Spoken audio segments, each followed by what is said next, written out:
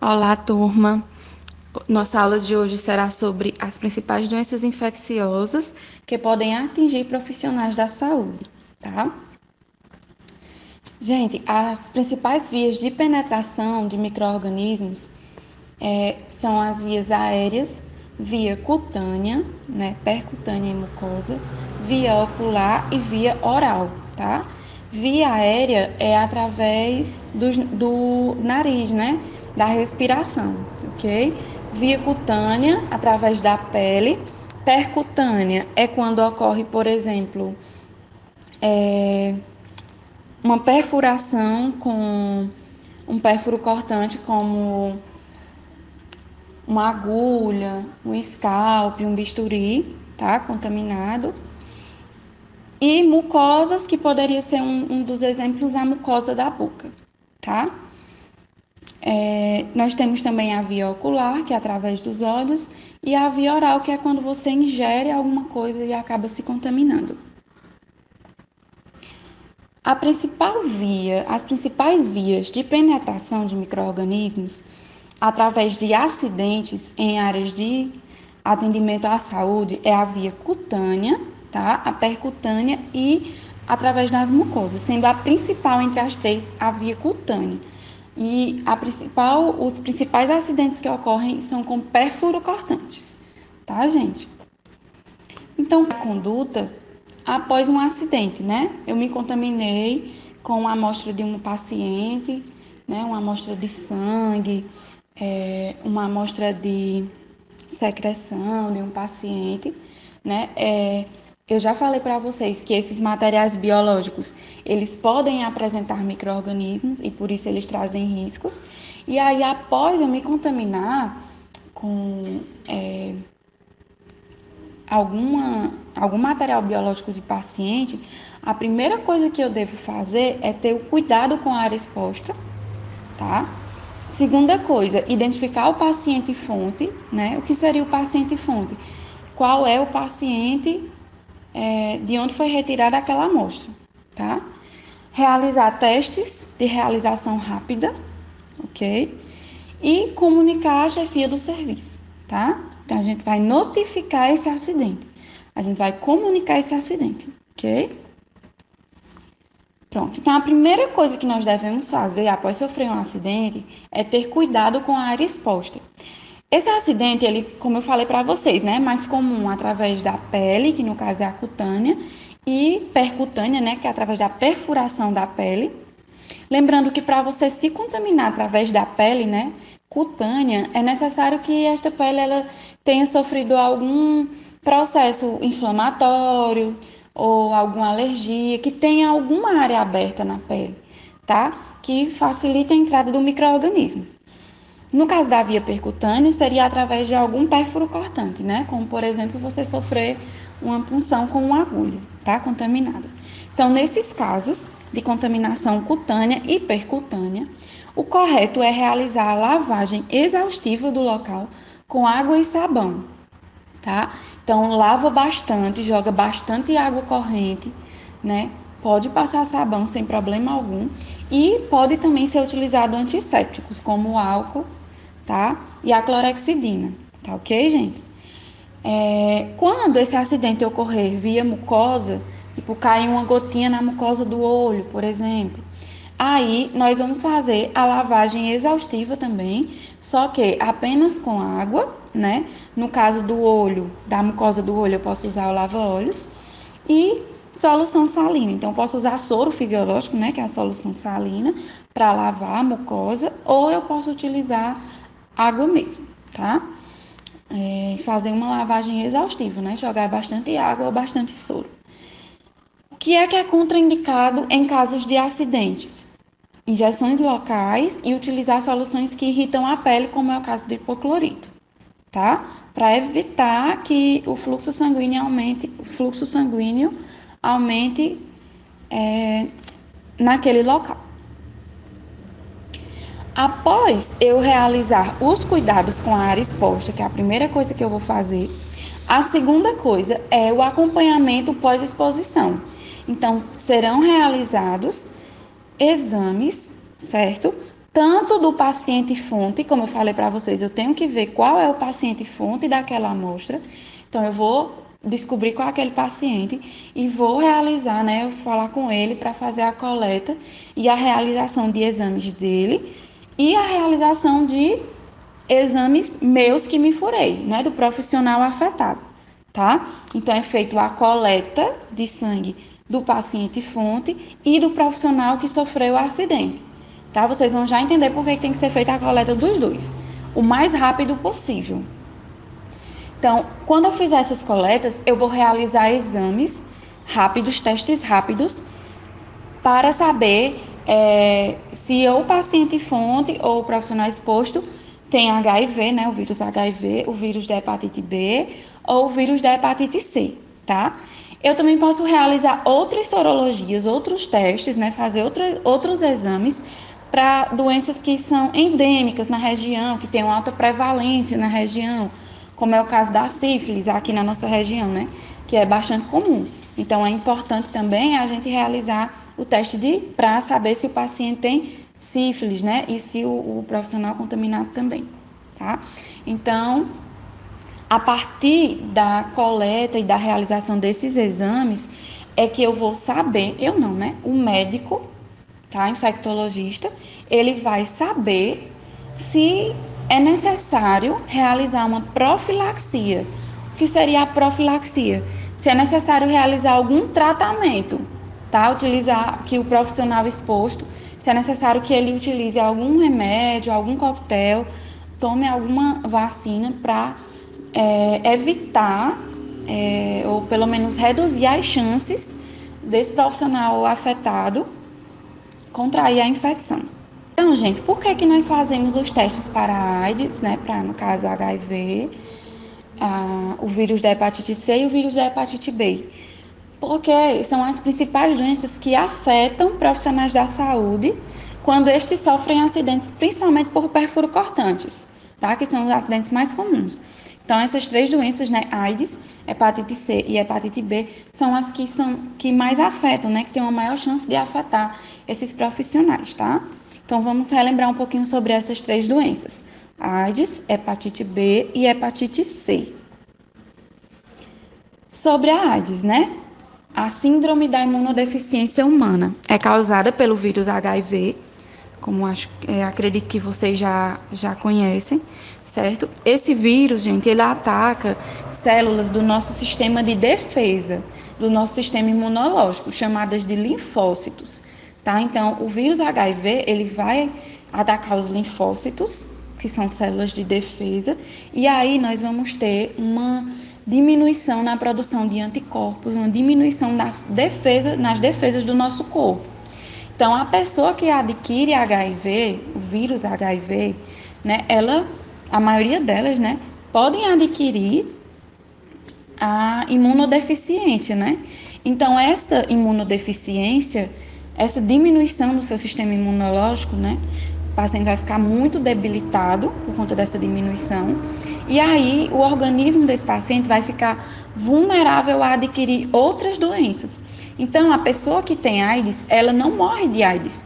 Ela morre devido a outras doenças que ela adquiriu, como uma pneumonia, uma tuberculose, infecção intestinal muito grave. Então, doenças que ela adquiriu por conta do seu sistema imunológico estar debilitado, tá? Então, como se dá a transmissão e a profilaxia para o vírus HIV? O risco de transmissão para o vírus HIV, ele é de 0,3% quando ocorre um acidente por via percutânea, certo? 0,09% quando esse acidente é através de mucosas e menor do que 0,09% quando é cutânea, tá? Então, é menor do que mucosas. Esse risco ele é bem pequeno, né? Mas ninguém quer correr o tal risco.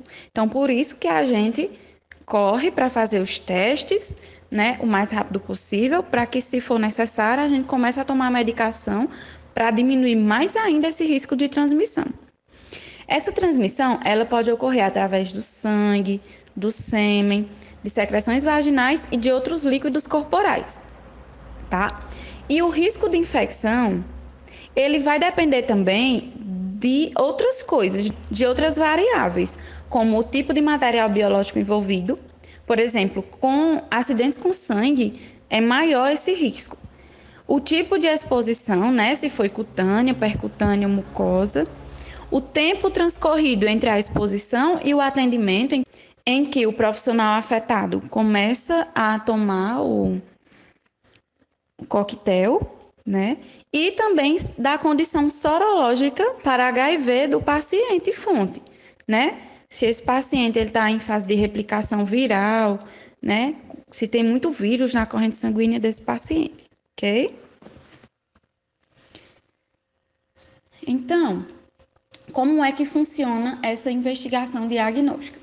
Eu vou fazer os exames da pessoa exposta, né, do profissional que sofreu o acidente, e eu vou fazer os exames da pessoa fonte, de onde foi retirada a amostra. Então, a pessoa exposta se contaminou com a amostra da pessoa fonte. Fiz o teste de HIV das duas. Vamos primeiro para a pessoa exposta. Se o teste dessa pessoa der reagente, ou seja, ela tem HIV, só que ela não sabia, então a profilaxia não é indicada. Não precisa fazer prevenção, porque ela já tem a doença. Então, ela vai ter que ir para o médico para fazer o tratamento, certo? Agora, se a pessoa exposta for não reagente, ela é suscetível a adquirir. Então, eu vou ter que avaliar os exames da pessoa fonte, né? Para ver se realmente tem esse risco da pessoa exposta a adquirir a doença, porque ela está suscetível. Então, vamos lá. Se a pessoa fonte for reagente, né? Então, a pessoa exposta não reagente e a pessoa fonte reagente, aí é indicado a profilaxia, né? O paciente vai tomar, a pessoa exposta vai tomar o coquetel por um tempo, normalmente são 28 dias, tá? Uma dose de vários remédios durante o dia, para reduzir o risco da infecção. Se a pessoa fonte for não reagente, ótimo, graças a Deus. Então, a profilaxia não é indicada. Agora, se a pessoa fonte, se o paciente for desconhecido, você não sabe de quem foi aquele sangue que você se furou, né? Então, infelizmente, também tem que realizar a profilaxia, porque como nós não conhecemos o paciente, ele pode ter ou pode não ter a doença, mas é melhor que seja feita a profilaxia, né, para reduzir o risco de contaminação. Aí, a pessoa exposta, ela vai, né, nos casos que é necessária a profilaxia, ela vai tomar as medicações durante um tempo e repetir o teste 30 e 90 dias após a exposição. Já a hepatite B é causada pelo vírus da hepatite B. Esse vírus, ele tem predileção pelos hepatócitos, que são as células do nosso fígado, certo? Então, essa doença, ela vai causar normalmente cansaço, tontura, enjoos, vômito, febre do abdominal, pele e olhos amarelados. Quando na fase aguda, tá? Então, quando ela está na fase aguda, que o paciente está tendo todos os sintomas, né? Estes são os sintomas clínicos mais comuns e dura em torno de 1 a 6 meses. Quando a pessoa passa de 6 meses sendo portadora deste vírus, né? A pessoa adquire a hepatite B crônica, tá? Então, ela pode ser aguda, quando ela dura em torno de 1 a 6 meses. Ela pode ser crônica, quando passa mais de 6 meses. Ou ela pode ser fulminante, que dentro de alguns dias ou horas o paciente chega a falecer. O risco de transmissão do vírus da hepatite B através de acidentes com perfuro cortantes, pessoal, é em torno de 30%, certo? Então, é um risco bem maior de transmissão do que o risco do vírus HIV, tá? Então, se a gente for comparar, é muito mais fácil eu pegar hepatite B do que eu pegar HIV. O vírus da hepatite B pode ser transmitido através do sangue, do sêmen, da secreção vaginal e do leite materno, tá? E através de pele, mucosas e percutâneo. Só que a boa notícia é que existe vacinação, tá? Então, a gente deve sempre estar vacinado antes de manipular material biológico, né? Então, é importante que nós estejamos vacinados, que aí não tem risco de a gente adquirir essa infecção, ok? profilaxia, ela vai ser feita através de uma imunoglobulina humana anti-hepatite B. Então, existe, né, uma injeçãozinha que a gente toma para profilaxia. Quando a gente se fura se contamina com o sangue de um paciente que tem hepatite B, existe uma imunoglobulina que nós podemos tomar, né, para diminuir também o risco da infecção, tá? Pronto. Em que casos, né, deve ser tomado esta imunoglobulina? Nós vamos, do mesmo jeito do HIV, fazer os testes para a pessoa exposta e para a pessoa fonte, né? Lembrando que a pessoa exposta é quem sofreu o acidente e a pessoa fonte é aquela fonte da amostra que pode ter contaminado o profissional acidentado. Então, se a pessoa exposta for reagente, então ela tem hepatite B, ela não sabia, mas ela tem, e a profilaxia não é indicada. É indicado que ela procure um médico infectologista para fazer um tratamento adequado. Agora, se a pessoa exposta for não reagente, ela é suscetível, certo? Então, devemos avaliar a pessoa fonte, tá? Se a pessoa fonte for reagente, aí é indicada a profilaxia se a pessoa exposta não tiver vacinada. Se a pessoa exposta tiver vacinada, independente dos exames da pessoa fonte, não vai ter problema, não vai ter risco de contaminação, tá? Então, se a pessoa fonte for reagente, ela tiver hepatite B, a pessoa exposta só vai precisar realizar a profilaxia se ela não for vacinada, ok? Se a pessoa fonte for não reagente, ótimo. Então, profilaxia também não precisa ser realizada, tá? Não tem risco de infecção. E a outra doença que pode ser adquirida, né, através desses acidentes é a hepatite C. A hepatite C, pessoal, ela causa uma doença muito silenciosa, que em 80% das vezes cronifica. Então, muitas vezes a pessoa nem sente nada, não sabe nem que tem, tá? Se chegar a sentir alguma coisa, é um cansaço, uma tontura do abdominal, pele e olhos amarelados, tá? Mas a maioria dos pacientes não sente nada e essa doença acaba se tornando crônica porque a pessoa não trata, não sabe que tem. E aí, se vocês observarem aí na imagem, né? A infecção crônica, a inflamação crônica do fígado, já que o vírus da hepatite C, assim como o da hepatite B, também tem predileção pelos hepatócitos, que são as células do fígado. Esta inflamação crônica do fígado leva a uma fibrose, que pode levar à cirrose ou ao câncer de fígado. E tá aí o risco de você estar portando esse vírus, né, sem saber, tá? Hepatite C, ela é transmitida através do sangue, somente através do sangue, e quando essa exposição é percutânea, né, que é a mais comum, a chance de você se contaminar é de 1,8%, tá? O problema da hepatite C, além de que ela é uma doença muito silenciosa, é que não existe medida específica para a redução do risco de infecção. Não existe profilaxia, não tem vacina, não tem, né, o que fazer no caso de uma infecção. Então, o que é que se pode ser feito?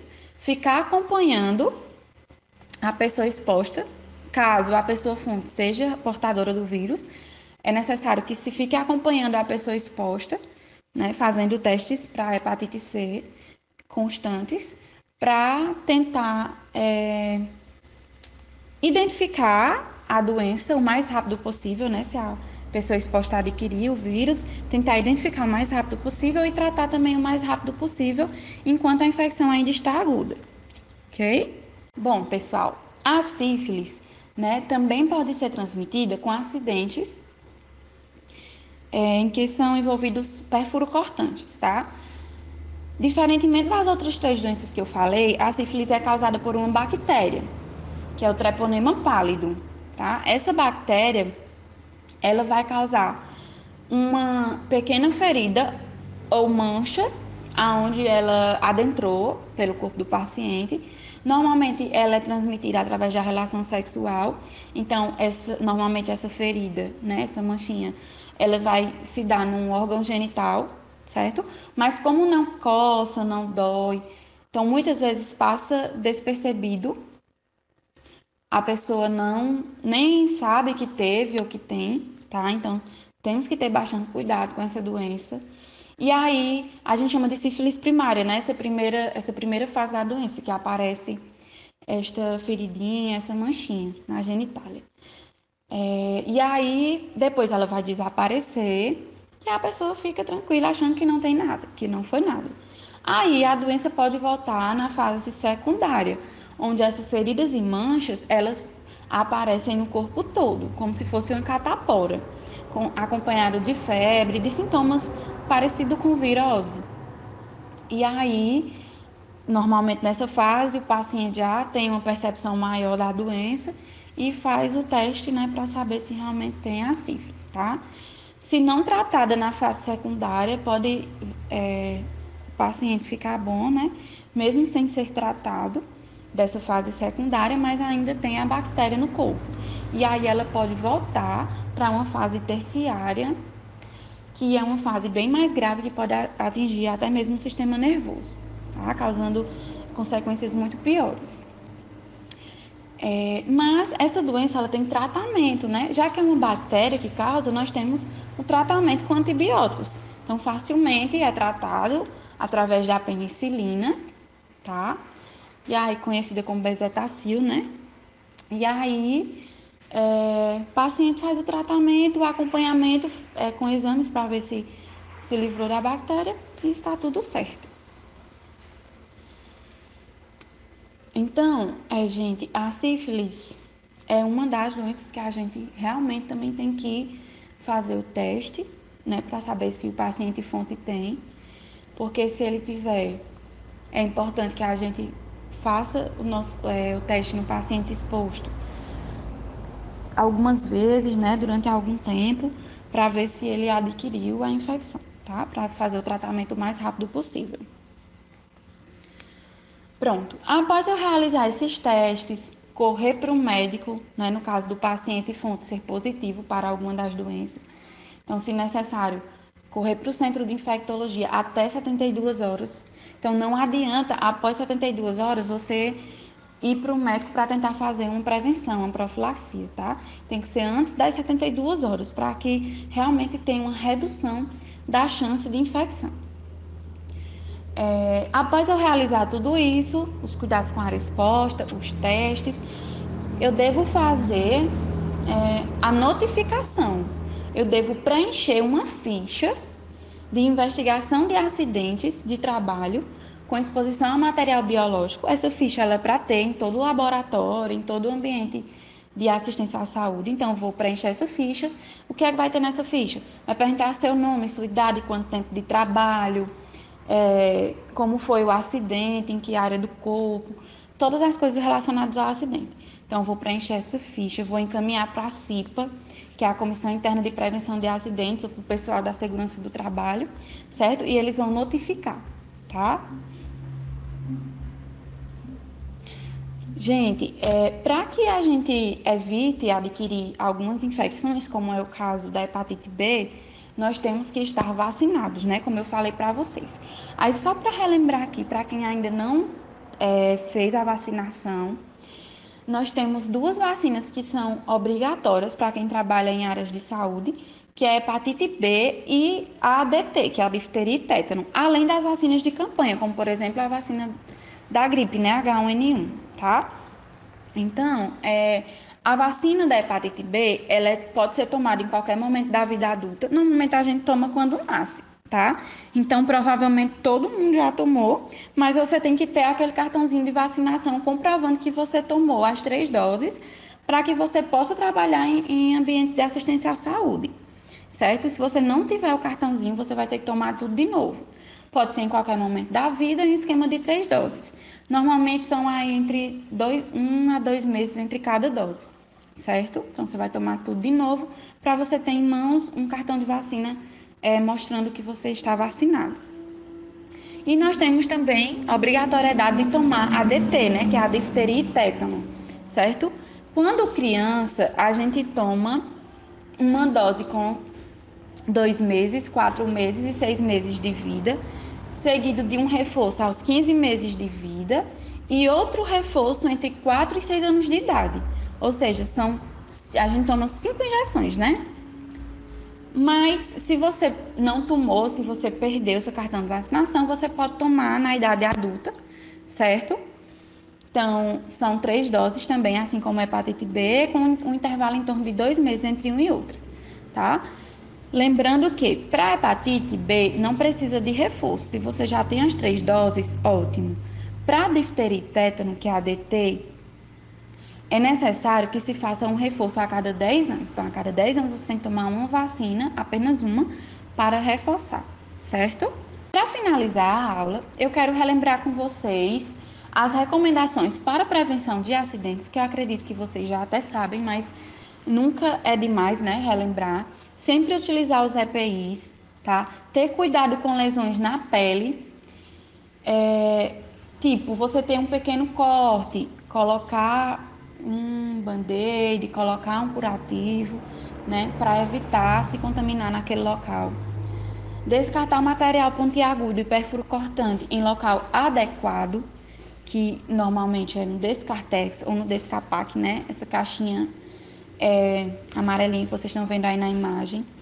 Não reencapar agulhas, então pode jogar a agulha junto com a seringa dentro do Descarpac, tá? Do jeito que tá mostrando aí na imagem, né? Sempre com a agulha voltada para baixo, ok? E outra coisa importante, nunca encher o Descarpac mais do que essa linha tracejada, para evitar que as pessoas que venham retirar esse Descarpac e fechar ele para mandar para o tratamento externo ou interno, para que essas pessoas não se furem, tá? Então, não passar da linhazinha tracejada. É importante remover qualquer dispositivo inadequado, luva furada, óculos rachado, tá? Touca rasgada, jaleco rasgado, não pode.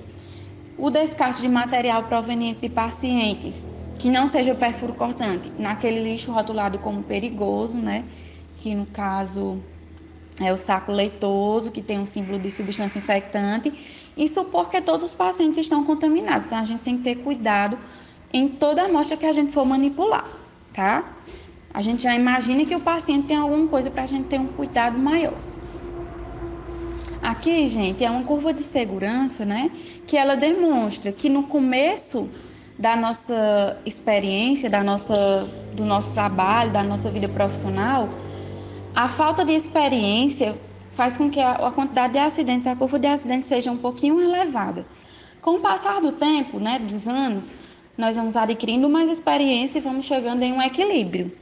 Só que depois de muito tempo, a gente às vezes adquire muita confiança por nunca ter sofrido um acidente, né? Eu já tenho muita experiência, eu já sei muito, e acaba tendo um excesso de confiança, que faz com que a curva de acidente aumente novamente, tá, gente? Então, cuidado com o excesso de confiança, né? Então, sua vida vale muito mais que 1 minuto de pressa e 5 segundos de desatenção, né? Vamos ter cuidado principalmente com pérfuro cortante, tá, gente? Então, o recado que eu queria deixar para vocês hoje era esse, tá? Anotem as dúvidas para a gente tirar na nossa aula online, né? Na nossa aulinha virtual, tá? Até a próxima. Um abraço em todo mundo.